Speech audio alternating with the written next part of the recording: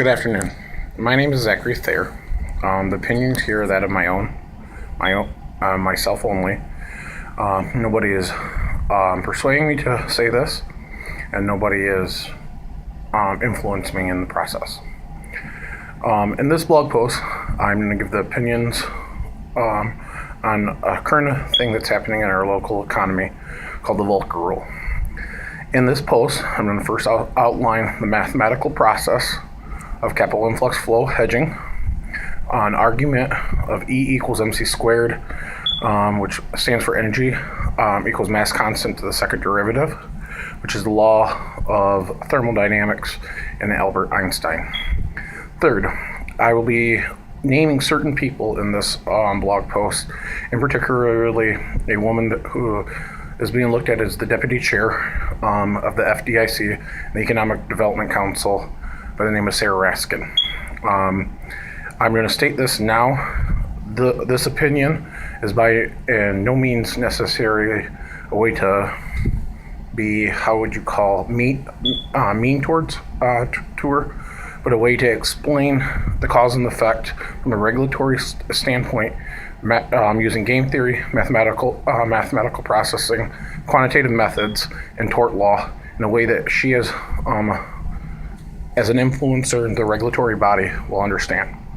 First, in this process, we're going to look at single variable calculus. Single variable calculus stands for function, the f, over x1, which means that a certain model. Excuse me, I apologize for the previous one. This is some chicken scratch that I had written up. The function, which is right here, over x1 times delta to the x over 2. This is single variable calculus. Single variable calculus indicates that the function, the best way I could explain it is pick up a local book, grab it on a vertical axis, so up and down, with both hands. F would be the function of grabbing the book. X1 would be your right hand, and X2, the bottom portion of the two hands combined, and delta, the triangle aspect, would be the force that you're using to hold up the book. Now, why is this important? In 2008, due to mortgage bond hedging, we saw an issue with the collapse of what's called Lehman Brothers. What most people do not know, if you are a liberal arts major or anything like that, or a non-math or business major, is that what is referred to as maintenance margin percent. From now on, this will be known as MMP in this blog post. Margin maintenance, or maintenance margin percent, is the percent that the individual, or what is known as the retail bank or authoritative thing, uses as its own commission fee.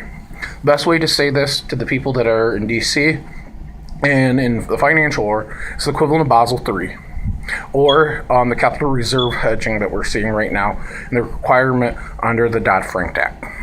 Now, in my argument now, Mrs. Raskin made an argument that she does not believe in the cause and effect because of the banking organizations for the Volker rule. Through the Eurasia Foundation, Dan Witt from ITIC.org, which is the International Tax Federation, which helps develop emerging markets.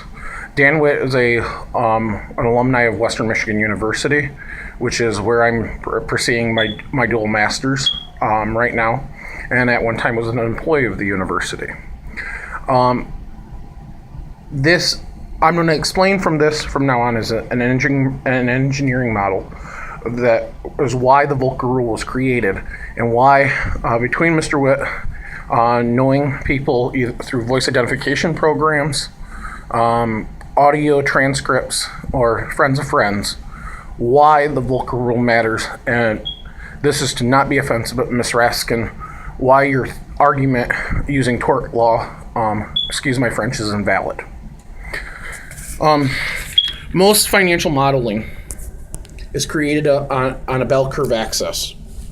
This would be what we'd call global finance. What most people don't realize is these are all broken up into multivariable calculus. Why is this multivariable? Let's think of it as a wave, or as we call it in audio transcript, as an Elliott wave.